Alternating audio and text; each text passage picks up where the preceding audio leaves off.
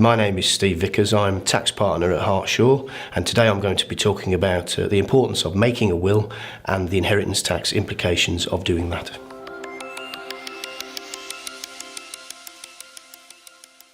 Most people have very specific wishes about what they want to happen to their assets when they die, and specific individuals they want their assets to pass on to. Having a will is even more important if you're married or in a civil partnership, because without a will, those assets may pass to blood relatives, which means your spouse or civil partner could end up with nothing.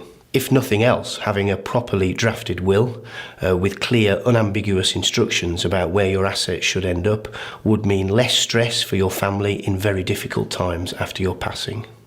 However, for business owners, making a will is equally important to ensure that either the value of or the business itself passes to those individuals you want it to pass to. If there are no natural successors to your business, it is vitally important that your will appoints executors who are experienced in business. They then will be able to market your business for sale, and you can be sure that they will get the best price for that business, so the maximum value passes to the heirs in your will.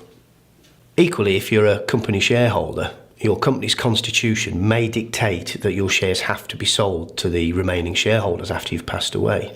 Now, you may want those shares to pass to your heirs in your will. It's very important, therefore, to check your company's constitution to see if those provisions are in place. Of course, another reason to attend to your will is to plan to save inheritance tax. There are things you can do to reduce the burden of inheritance tax while you're still running your business. If you die while still owning a business or a company, there is a very valuable inheritance tax relief which could exempt the value of your business in its entirety from inheritance tax when you die. Of course, as with any other tax relief, there are conditions attaching to that relief.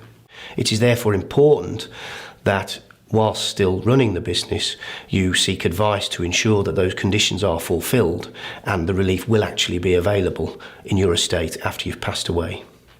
The relief only applies to some business sectors, and indeed problems can arise where a company or a business carries on a mix of trades where one trade may qualify, the other trade may not qualify. Many business owners and company owners sometimes forget that whilst they own the business or the company, the business is exempt in their estate for inheritance tax purposes. After they sold the business, they've swapped the exempt asset for cash, which of course is fully taxable to inheritance tax. So the message is, if you sell your business, or if your circumstances change in some other way, for example, if you get divorced, remarry, are bequeathed a large sum of money, always revisit your will and inheritance tax planning to make sure that your position isn't worsened by the change in circumstances. It's never really too early to start thinking about inheritance tax, or more specifically about having a will. Starting to plan for inheritance tax becomes important once yours and your spouse's combined estates are above twice the inheritance tax threshold. For single people, they need to start planning when their estate exceeds the threshold.